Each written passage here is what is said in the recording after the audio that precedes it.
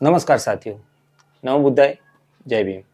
હું છું આપનો સાથી આર કે પરમાર અને આપ જોઈ રહ્યા છો દલિત, આદિવાસી અને ઓબીસી સમાજની સામાજિક ન્યાયની લડાઈને સોશિયલ મીડિયાના વિવિધ માધ્યમો ઉપર રજૂ કરતું ડિજિટલ પ્લેટફોર્મ આરકે સ્ટુડિયોઝ. જો તમે હજુ સુધી અમારી સાથે જોડાયા ન હોય તો આજે જ અમારા ફેસબુક પેજને લાઇક કરો, ઇન્સ્ટાગ્રામ પેજને ફોલો કરો અને યુટ્યુબ ચેનલને સબસ્ક્રાઇબ કરો. આવો શરૂ કરીએ આપણો આજનો વિડીયો, જેનો ટોપિક છે સંવિધાન બચાવોના નારાએ મોદી ભાજપના હિન્દુત્વને આપ્યો ઝટકો. સાથે જેવું આપ સૌ જાણો છો કે વર્ષ 2024ની લોકસભા ચૂંટણીના પરિણામો જાહેર થઈ ચૂક્યા છે અને અબકી બાર 400 પારના નારા સાથે ચૂંટણી લડનારા નરેન્દ્ર મોદી અને ભાજપ 300ના આંકડાને પણ પાર કરી શક્યા નથી. નરેન્દ્ર મોદી, અમિત શાહ, યોગી આદિત્યનાથ અને મોહન ભાગવત સહિતના તમામ લોકો માટે 2024ની લોકસભાનું આ પરિણામ 440 વોટના ઝટકા સમાન સાબિત થયું છે. બંધારણ બદલવાની, 2025માં નવું ભારત બનાવવાની, હિન્દુ રાષ્ટ્ર બનાવવાની બુમરાણો વચ્ચે ભાજપ પોતે જ અયોધ્યા હારી ગયું છે ને ઝટકો. આવો સમજવાનો પ્રયત્ન કરીએ કે એવું તે શું બન્યું આ ચૂંટણીમાં કે ભારતના રાજકારણમાં સડસડાટ દોડી રહેલી મોદી અને ભાજપની હિન્દુત્વની ગાડીને અચાનક બ્રેક વાગી ગઈ. એવું તે શું બન્યું આ ચૂંટણીમાં કે અત્યાર સુધી નબળા અને નમાલા સાબિત થયેલા વિપક્ષે એક જ ઝાટકે ભારતના રાજકારણમાં પોતાનું પુનરાગમન કર્યું? આ બધા પ્રશ્નોનો સીધો જવાબ છે લોકસભાની ચૂંટણીમાં વિપક્ષે અપનાવેલ સંવિધાન બચાવોનો નારો. આ ચૂંટણીમાં કોંગ્રેસ અને રાહુલ ગાંધી ઇતિહાસમાં પહેલી વાર સંવિધાન બચાવોનો નારો લઈને મેદાનમાં ઉતર્યા. સંવિધાન બચાવોના નારાની સાથે સાથે રાહુલ ગાંધીએ પોતાના ભાષણોમાં દલિત, આદિવાસી અને ઓબીસીના મુદ્દાઓને પણ જગ્યા આપી. રાહુલ ગાંધીએ કોંગ્રેસની વર્ષો જૂની રાજનીતિ અલગ હટીને દલિત, આદિવાસી અને ઓબીસીના સામાજિક ન્યાયના મુદ્દાઓને મહત્વ આપ્યું. દલિતો માટે અનામત બચાવો અને બંધારણ બચાવવાનો મુદ્દો, આદિવાસીઓ માટે જંગલોમાંથી આદિવાસીઓને કાઢી મૂકવાનો મુદ્દો, ઓબીસી માટે જાતિ આધારિત વસ્તી ગણતરી અને ઉચ્ચ પદો પર ઓબીસીની ગેરહાજરીના મુદ્દાઓ વડે રાહુલ ગાંધીએ એસસી, એસટી અને ઓબીસીને પોતાના તરફ ખેંચવાનો પ્રયાસ કર્યો અને રાહુલ ગાંધીનો આ પ્રયાસ સફળ પણ થયો. સંવિધાન બચાવોનો નારો એટલો સફળ રહ્યો કે 2019ની ચૂંટણીમાં, લોકસભાની ચૂંટણીમાં 9 એસસી એસટી અનામત બેઠકો જીતનારી કોંગ્રેસે 2024ની લોકસભા ચૂંટણીમાં 32 એસસી એસટી અનામત બેઠકો ઉપર જીત મેળવી અને ભાજપ કે જેણે 2019ની લોકસભા ચૂંટણીમાં 77 એસસી એસટી અનામત બેઠકો મેળવી હતી તે 2024ની ચૂંટણીમાં માત્ર 53 એસસી એસટી અનામત બેઠકો મેળવી શકી. સમાજવાદી પાર્ટીને 2019ની લોકસભા ચૂંટણીમાં યુપીમાં એક પણ અનામત બેઠક મળી ન હતી. સંવિધાન બચાવોના નારાના લીધે સપાને 2024માં 7 એસસી એસટી અનામત બેઠકો મળી છે. ગઈ લોકસભાની તુલના કરીએ તો ભાજપે 2024માં ચોખ્ખી 25 અનામત બેઠકો ગુમાવી છે, જેનું કારણ છે ભાજપના કેટલાક નેતાઓ દ્વારા વારંવાર સભાઓમાં બંધારણ બદલવાની વાતોનો બફાટ. વર્ષ 2014માં સત્તા મેળવ્યા બાદ મોદી અને ભાજપનું હાર્ડ હિન્દુત્વ સતત દલિતો, આદિવાસીઓ, ઓબીસી અને મુસ્લિમો પ્રત્યે ભેદભાવભરી રાજનીતિ કરી રહ્યું હતું. સરકારી સંસ્થાઓ અને સરકારી એકમોનું ખાનગીકરણ, વહીવટી તંત્રમાં દલિત, આદિવાસી અને ઓબીસીની આયોજનબદ્ધ રીતે બાદબાકી, ઈડબ્લ્યુએસ અનામતના માધ્યમથી એસસી, એસટી, ઓબીસીની અનામતની સીટોનો દુરુપયોગ, દલિત, આદિવાસી ઉપર સતત વધતા જઈ રહેલા અત્યાચારો, આ તમામ બાબતો દલિત, આદિવાસી અને ઓબીસી અને મુસ્લિમ સમાજના લોકોના ધ્યાનમાં હતી જ ત્યાં વિપક્ષ સંવિધાન બચાવવાનો નારો લઈ મેદાનમાં આવ્યો અને લોકોએ આ નારાને ગંભીરતાથી લીધો. દલિતો અને ઓબીસીએ તો આ સંવિધાન બચાવવાના નારાને એટલો ગંભીરતાથી લીધો કે અયોધ્યાની ફૈઝાબાદ લોકસભામાં સતત 2 ટર્મથી ચૂંટાતા ભાજપના સાંસદ લલ્લુસિંહ કે જેઓ વારંવાર પોતાના ભાષણમાં સંવિધાન બદલવાની વાતો કરતા હતા, તેમને ભૂંડી હાર આપી તેમનો ગરબો ઘેર લાવી દીધો. ભાજપ અને મોદીના હાર્ડ હિન્દુત્વ ઉપર અયોધ્યાની હાર એ જોરદાર તમાચો કહી શકાય, કારણ કે તેમણે આ ચૂંટણી અયોધ્યાના રામ મંદિરના મુદ્દાના આધારે જ લડી હતી. કોંગ્રેસ અને ઇન્ડિયા ગઠબંધને અપનાવેલ સંવિધાન બચાવોના નારાએ હિન્દુત્વનો ગઢ ગણાતા ઉત્તર ભારતના મત વિસ્તારોમાં ભાજપ અને મોદીના હાર્ડ હિન્દુત્વને જોરદાર લપડાક આપી છે.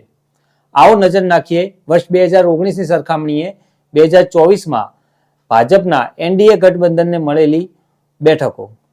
ઉત્તર પ્રદેશમાં વર્ષ 2019માં એનડીએ 64 બેઠકો મેળવી હતી, જ્યારે 2024માં માત્ર 36 બેઠકો મેળવી છે. મહારાષ્ટ્રમાં 2019માં 41 બેઠકો મેળવી હતી, જેની સામે 2024માં માત્ર 17 બેઠકો મેળવી છે. બિહારમાં 2019માં 39 બેઠકો મેળવી છે, જ્યારે 2024માં 29 બેઠકો મેળવી છે. રાજસ્થાનમાં 2019માં 25 બેઠકો મેળવી હતી, જેની સામે 2024માં માત્ર 14 બેઠકો મેળવી છે. હરિયાણામાં 2019માં 10 બેઠકો મેળવી હતી, જ્યારે 2024માં માત્ર 5 બેઠકો મેળવી છે. આમ ઉત્તર ભારત સહિતના 5 મુખ્ય રાજ્યોમાં ભાજપના એનડીએ ગઠબંધને કુલ 2019માં 179 બેઠકો મેળવી હતી, જેની સામે વર્ષ 2024માં તેમને માત્ર 101 બેઠકો જ મળી છે. સંવિધાન બદલવાના નારા લગાવવાની ભાજપ અને મોદીના હાર્ડ હિન્દુત્વના ગઢ એવા ઉત્તર ભારતમાં 78 સીટોનું નુકસાન થયું છે. દક્ષિણ ભારતમાં તો આમે ભાજપ તેની રાજનીતિ સફળ કરી શક્યું નથી. તમિલનાડુમાં આ વખતે પણ ભાજપ 39 સીટોમાંથી એક પણ સીટ જીતી શક્યું નથી. તમિલનાડુ એ પેરિયારની ધરતી છે અને ત્યાં પેરિયારની વિચારધારાને લીધે ભાજપ ક્યારેય સફળ થઈ શક્યું નથી. કેરળમાં પણ 20 સીટોમાંથી ભાજપ માત્ર એક સીટ જ મેળવી શક્યું છે. ગુજરાત, મધ્યપ્રદેશમાં ભાજપે પોતાની પકડ જાળવી રાખી છે, પણ હવે જે સૌથી મોટો પડકાર છે એ ઉત્તર ભારતની રાજનીતિનો છે. ઉત્તર ભારતના દલિત, ઓબીસી અને મુસ્લિમ લોકોએ મોદી ભાજપના સંવિધાન વિરોધી હાર્ડ હિન્દુત્વને જડબાતોડ જવાબ આપ્યો છે. ભારતના ઇતિહાસમાં પહેલીવાર લોકસભાની ચૂંટણી દલિત, આદિવાસી અને ઓબીસીને લગતા સામાજિક ન્યાયના મુદ્દાઓ ઉપર લડવામાં આવી હતી અને તેના લીધે જ મોદી ભાજપના હાર્ડ હિન્દુત્વને જબરજસ્ત ફટકો પડ્યો છે. અહીં હવે સરકાર બનાવવા માટે જો અને તોની રાજનીતિ શરૂ થઈ ગઈ છે. સરકાર બનાવવાનો બધો મદાર હવે નીતિશ કુમાર જેવા ઓબીસી નેતાઓ ઉપર આવીને ટક્યો છે. અહીં એક વાત આજે જરૂર યાદ રાખવી જોઈએ, ધર્મ અને સંવિધાનમાં આટલો ફરક છે. જે હિન્દુ ધર્મ શુદ્ર એટલે કે ઓબીસી વર્ગના લોકોને અછૂત ગણી તમામ બાબતોમાં તિરસ્કાર કરે છે, સંવિધાન એ જ શુદ્રો અને અછૂતોને આ દેશના પ્રધાનમંત્રી અને રાષ્ટ્રપતિ બનવા સુધીની તક આપે છે. ભારતના કરોડો દલિત, આદિવાસી, ઓબીસી અને મુસ્લિમ સમાજના લોકોએ સંવિધાનની રક્ષા માટે મોદી ભાજપને ઝટકો આપ્યો છે, તો બીજી બાજુ કોંગ્રેસ અને સમાજવાદી પાર્ટી ઉપર સંવિધાનની રક્ષા અને અમલીકરણ માટે ભરોસો પણ મૂક્યો છે. દલિતો અને આદિવાસીઓ માટેની બંધારણીય જોગવાઈઓના અમલીકરણ બાબતે કોંગ્રેસ અને સમાજવાદી પાર્ટીનો ઇતિહાસ સારો રહ્યો નથી. કોંગ્રેસ આજ દિન સુધી પોતાની સોફ્ટ હિન્દુત્વની ઇમેજમાંથી બહાર આવી શકી નથી. ત્યારે કોંગ્રેસે આ ચૂંટણીમાં દલિતો, આદિવાસીઓ અને ઓબીસી માટેના સામાજિક ન્યાયને લગતા અનેક મુદ્દાઓનો અમલ કરવાનું વચન આપ્યું છે. ત્યારે હવે જોવાનું એ પણ રસપ્રદ રહેશે કે કોંગ્રેસ તેની સત્તા પક્ષ કે વિપક્ષની ભૂમિકામાં પોતાની કામગીરીમાં પોતે આપેલા વચનોનો કેટલો અમલ કરે છે. જો કે એક વાત ચોક્કસ છે કે આ ચૂંટણીના પરિણામોએ નરેન્દ્ર મોદીના અજેય નેતા તરીકેના ભ્રમને ચોક્કસ તોડી નાખ્યો છે. ભારતની લોકસભાની ચૂંટણીના પરિણામો વિશે વિદેશી મીડિયાએ પણ ખૂબ જ તીવ્ર અને આલોચનાત્મક પ્રતિક્રિયા આપી છે. આવો નજર નાખીએ કેટલાક મુખ્ય સમાચાર સંસ્થાઓની ખબરો પર. ન્યુયોર્ક ટાઈમ્સે પોતાના રિપોર્ટની શરૂઆત આ શબ્દોથી કરી છે: અચાનક નરેન્દ્ર મોદીની આજુબાજુ બનેલી અજેય છાપ ખતમ થઈ ગઈ છે. મિસ્ટર મોદીના કાર્યકાળમાં એક દશકા પછી આ મોટો ઉલટફેર છે. ધ વોશિંગ્ટન પોસ્ટે લખ્યું છે, મંગળવારે જ્યારે અંતિમ ચૂંટણી પરિણામો આવ્યા તો મતદારોએ યથાસ્થિતિને લઈને અસંતોષ દર્શાવ્યો અને સતત જીતનારા આ નેતાને એટલે કે મોદીને મુશ્કેલ પરિસ્થિતિમાં લાવી દીધો.